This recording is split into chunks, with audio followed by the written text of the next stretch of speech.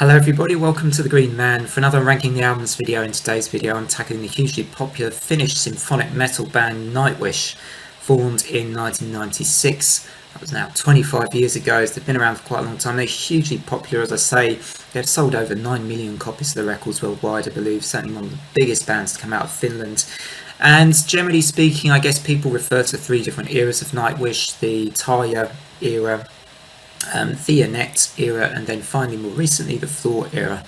And one thing though that I think is consistent about Nightwish is the songwriting. I always think is, at least in each of their albums you can expect, I think, a couple of real epics, where you've got the slightly longer song, really well written and crafted by Thomas, generally with the songwriting, and backed up brilliantly by instrumentalists. I think that's been a consistent thing about Nightwish.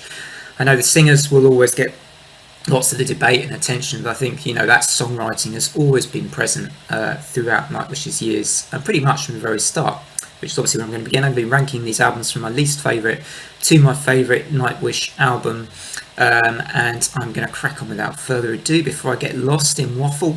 So let's begin with my least favourite, which is actually going to be their debut album, Angels Fall First, released in 1997. Now, I pretty much still quite like this album. I don't think I particularly dislike it anyway, but it's not one I've been back to much.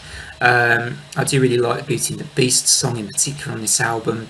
You can tell in this album though Nightwish is sort of establishing that sound which they were yet to really I think discover and make the most of in such an early album like this one. As I say, it's not particularly bad debut album at all by any stretch of the imagination. There's some really good stuff on here, but for me it comes in at least favourite. Next up, their most recent release, which is Human Nature. This comes in as at number 8 on my list. This is the most recent one with Floor, and one thing I would say, I think Floor and Nightwish have so much potential together, and I didn't really feel like this album delivered on that potential of Floor with Nightwish. The first half of this album for me, with the actual songs with the lyrics, the second half is instrumental, which I'll come into in just a second, it just fell a little bit flat for me. I mean, there were one or two songs I did enjoy. I think I liked the first one, and Pan in particular, but the rest of the first side I think generally wasn't really, wasn't very appealing to me. As I say, I don't think this was the best of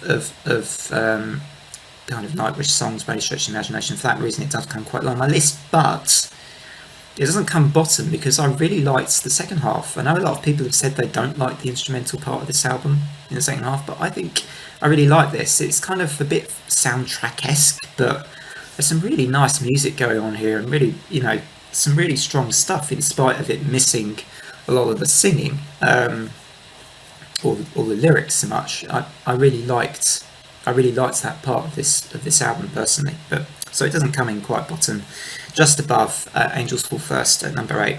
Number 7 is going to be the second album from the Tarja era, and the second album they released, which was Oceanborn. Do quite like this album, even though it's low down. I think we're starting now to get to the albums which are just really great albums, regardless of where you put them in the order. Obviously this is subjective, but Oceanborn, lots of really fast keyboard and interesting keyboard work going on in this album. It felt like it's a very busy album, lots going on. Particularly personally, I really like Gethsemane. I don't know how you say that word, apologies. Sacrament of Wilderness, it's a fantastic chorus in that song. Obviously Sleeping Sun is one of their all-time classics on this album, but I feel the rest of this album didn't really grab me so much.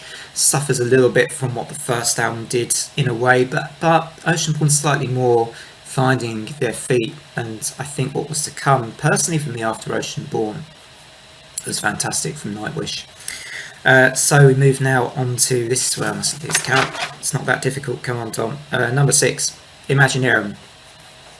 Aginarium has a very musical theatre feel to it. I sort of like parts of this album, other parts of it perhaps not so much. In fact, the parts I like, I love.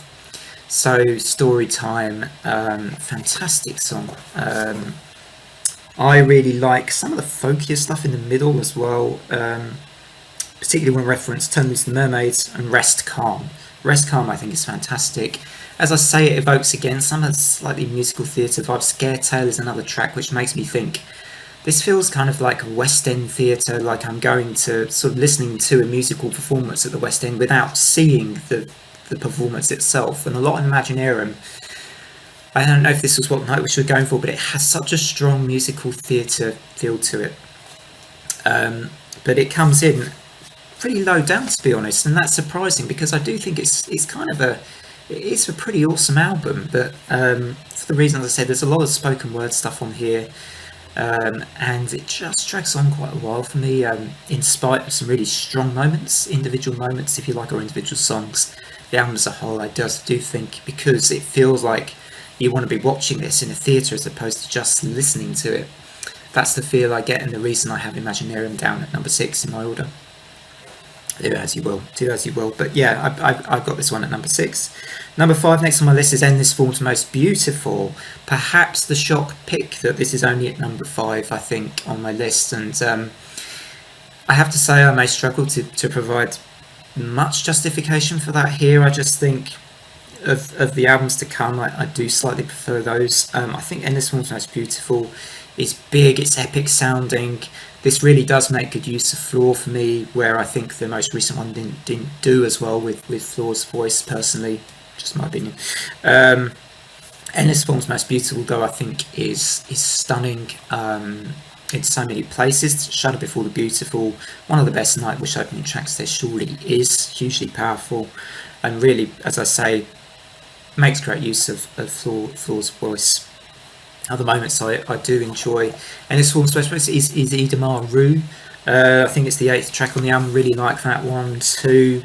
And yeah, it's a strong album, no question. And I think now we're at the point with these top 5 albums where there's very little between them. So if I have anything to say here, it's that I really respect Endless Form's Most Beautiful. It's recent and it's fantastic production wise, but for some reason I actually think I enjoy some of the other albums that are to come in my list just that little bit more, and I wonder why that is. But I think the songwriting is really strong in all these top 5, and there's just something perhaps about my taste that I do like these top 4 just that tiny bit more.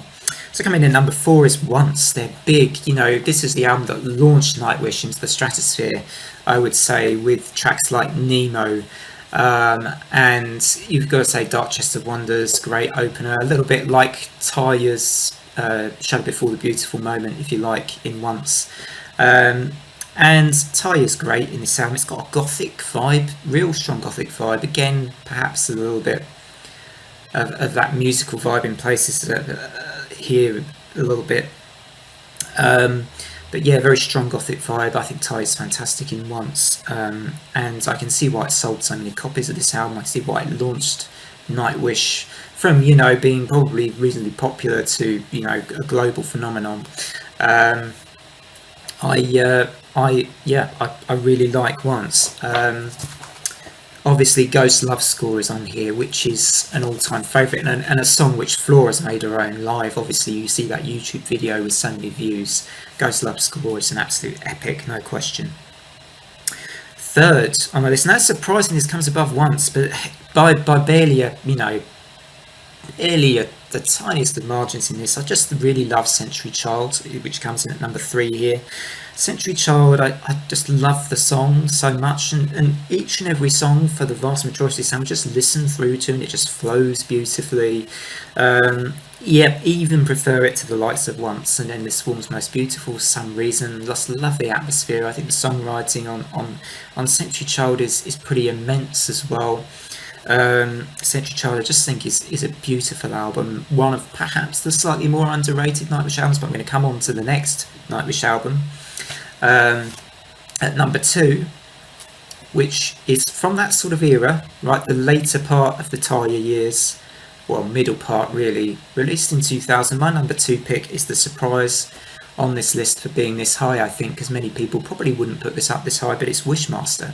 I think this is the forgotten gem of Nightwish's career. I think this was Tarja really coming into her own. I think the guitar shredding from Empu in this album is fantastic. Absolutely brilliant stuff.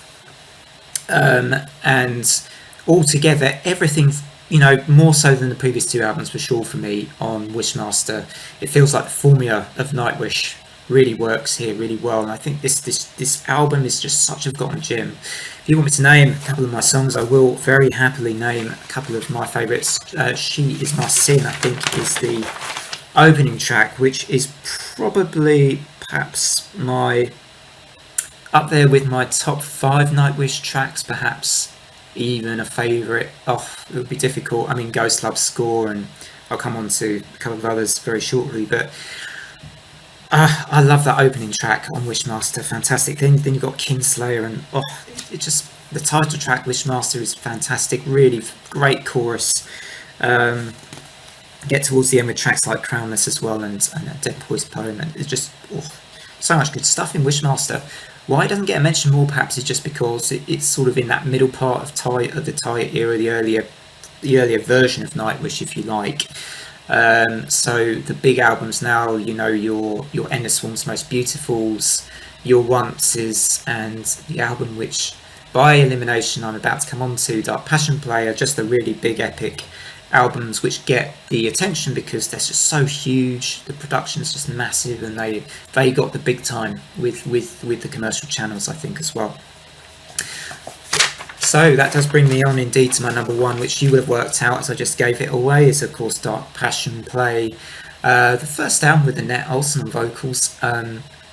Perhaps given that, you know, this order has generally been a bit varied with the eras. The Aginarium came here at 6, so you might not have expected me to put Dark Passion Play at 1, but it's such an epic album, and I think, you know, Annette is great on this album, fits the music perfectly, and for me this is like Nightwish getting all the ingredients of their sound right, and the big songs deliver brilliantly. I am of course thinking of The Poet and the Pendulum, which that is perhaps my absolute favourite Nightwish song of all time. I think it's just beautiful from the very beginning of it until the end, with different sequences. I mean, it's almost like a prog metal track with all, you know, the symphonic and thrashy elements in between.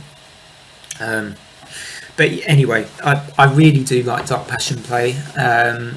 I feel like, just, you know, a couple of years after Once, so Nightwish had found their form, if you like, big time. I think with a run of great albums, if you think about it, you had Wishmaster, as I say, Century Child, then Once, and then this to top them all off. And for me, this is my favourite, and comes in at number 1.